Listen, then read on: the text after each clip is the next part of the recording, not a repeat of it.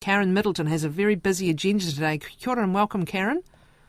Good morning to you, Catherine. Now, for starters, some more freedoms in Sydney, and what has changed now? You've reached a critical point. Yeah, woohoo! Sydney is celebrating. Let's hope it doesn't all go bad in a couple of weeks when we get the picture of the transmission rates. But people are basically allowed to do a lot more now than they have been under the last 4 months of lockdown in Sydney. So retail is reopening. People can go to their local restaurant or cafe or pub, as a lot of people seem to have done on Monday morning, and have a beer. Numbers of people you can have in your home have increased.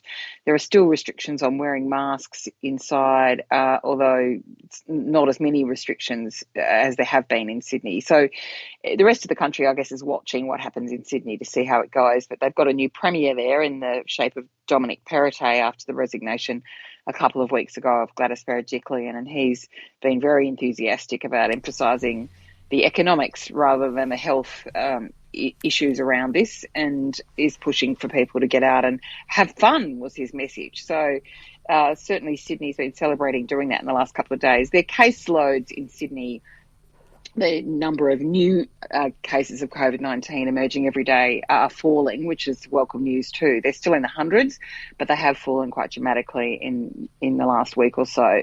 So Sydney has got beyond 70% of the population aged over 16 that have, New South Wales has got beyond 70% of the population aged over 16 that have had at least a first dose of the vaccine and are hoping to get, I'm really jumbling today, Catherine, sorry, have had 2 doses, have had double doses. That was the trigger point, 70% double doses, and they're now hoping to get to 80% very quickly. Here in Canberra, we've actually gone to 96% of people who've had 1 dose, and getting past 70% have had 2. So the government here is a bit more hesitant. We're reopening on Friday, but with a bit more hesitation, there'll still be restrictions on travel in the wider regions. There's concern that in further afield in New South Wales, the vaccination rates are not as high, and that there's still concern about transmission. So it's a bit of a steady as she goes, and Melbourne is still locked down, but the case numbers have been falling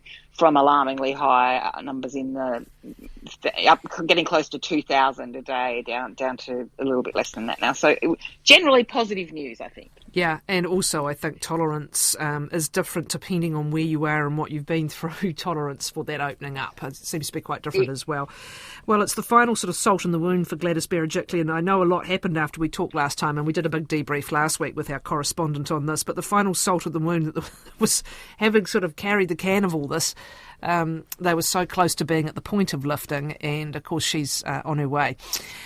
Look, let's keep going because you've got so much other interesting stuff here. What's happening in climate and the political stalemate there? It's such a particularly problematic part of your politics. What's happened of late? Well, yeah, dare I continue the optimism, but we may be on the brink of actually resolving this impasse that we have seen for more than a decade in Australia on climate policy. The Prime Minister is negotiating with his Nationals colleagues, with Barnaby Joyce, his Deputy Prime Minister, head of the Nationals, who are the Conservative, rurally based party, here on trying to reach agreement on a plan towards net zero emissions by 2050. Now, there are plenty of countries around the world that are now going beyond that kind of commitment and trying to do more, but Australia has balked at even agreeing to that commitment. The Prime Minister still hasn't said whether he's going to the Glasgow conference next month or not, and he can't really go if he doesn't have that nailed down. So this is a crucial week. Our federal cabinet is meeting today to sign off on the draft plan that the Liberal Party part of the government has come to for this net zero plan, and then it will go to the Nationals, and they will have a party room meeting on Sunday to try and see whether they will agree to this. They're still playing kind of hardball. They have changed their rhetoric a bit, but they're still emphasising the importance of not setting back the regions in terms of jobs and industry.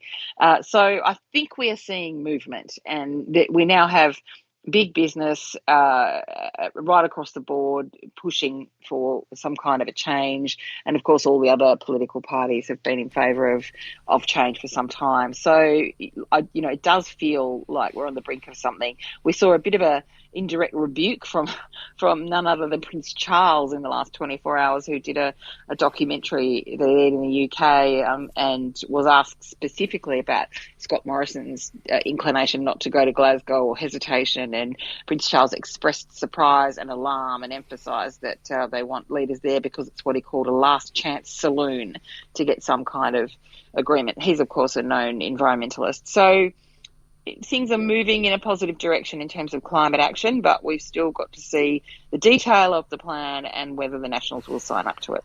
Now, the corruption, this, of course, was what brought Gladys Berejiklian down eventually, given the behaviour of her former, I don't know what to call him. Was he a boyfriend or a partner? That's never been clarified, because, of course, it was it was the other part of the scandal, was everyone was so surprised to learn of him.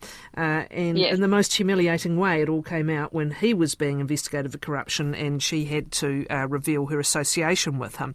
So that's right. Now you've got this, is it ICAC, you've got this inquiry into whether she has any questions to answer, but there's yet another new corruption scandal brewing somewhere else. Indeed. So we have around the country state-based and territory-based bodies that investigate corruption in public office. We don't have one federally, and that is a separate and ongoing argument about whether there should be a federal anti-corruption body. So, of course, all the goings-on in the states is fueling that debate nationally. You've summed up nicely what's happened in New South Wales. That partner was Darryl Maguire, a former MP. They had a secret relationship, he and Gladys Berejiklian, for 5 years. And as you say, she had to give evidence about it, and it was revealed. And now she is facing investigation of whether she did anything inappropriate, which she denies, of course, while she was in office in relation to, say, grant money that went to his electorate or anything, given that there was an undisclosed relationship. In Victoria, things have got much more heated this week. There's another anti-corruption commission in Victoria investigating the Labor Party at the state level there and branch stacking allegations, so whether people were engaged in branch stacking, which has been admitted, and also whether the staff of MPs, particularly its focus is at the state level, were paid by the public purse but were undertaking political activities. What we've seen this week is a federal Labor MP, Anthony Byrne, giving evidence about his state colleagues and himself and saying, in fact, yes, branch stacking was engaged in. Yes, people were employed at taxpayers' expense to undertake what should have been political campaign work.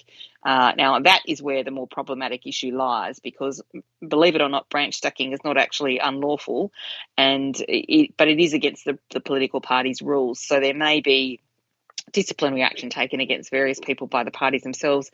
And indeed, there has been about the man he has most focused on, and his name is Adam Somyurek. He had to resign his parliamentary positions, I think it was last year, over these allegations when they first emerged. And now Anthony Byrne has admitted he himself has been engaged in this practice as well. Now, he's a federal MP, and the jurisdiction of the Anti-Corruption Commission doesn't reach to the federal domain, but it's a question of whether he might face any further action by prosecutors over his admissions, whether his own political party will do anything about it. The federal opposition leader, Anthony Albanese, is now under some pressure to act, and it's an unwelcome attention on the grubby side of politics for the Labor side when they've been celebrating, as politicians do, the travails of their opponents in New South Wales. So for the public watching on, I guess they throw their hands up in the air and say, when does this stop? This suggestion that people in public office can't do things in the way that they're expected to. Unedifying and ongoing, I'm afraid. Now, of all the times to have a new airline arrive, you do. We do. It's kind of weird, right? But there's an airline starting up in Australia next year called Bonza Airlines. I'm not sure about the name, but they're obviously confident about it. It's going to be a budget airline in the low-cost carrier market. So they're still negotiating with government with the regulators. They haven't got regulatory approval yet. They're owned by US investment firm 777 Partners, and they're targeting some of the lucrative regional markets in particular. So they're looking at where they might be able to land in Australia. They say they're going to be using Boeing 737 aircraft, so they need to target ports that will take those aircraft. But they're insisting some 45 regional ports around Australia could be a goer for this new airline called Bonza. We saw the demise of Tiger Air, which was the sort of lower strung budget airline in Australia through the early stages of the pandemic. We still have the likes of Virgin, Rex and Jetstar operating, Qantas's low budget wing operating in these markets here at the moment. So this will be an extra one if it gets the final tick off. Hopefully it'll do something for the airfare rates, which have been soaring now as a result of the pandemic. And people are pretty keen, like I'm sure they are in New Zealand, to be able to travel again, even within their own country. So it's interesting news. We'll see how sustainable it is. But, optimistic, definitely. You're a champion. Thanks very much. Karen Middleton, our Australia correspondent, speaking to us from Canberra.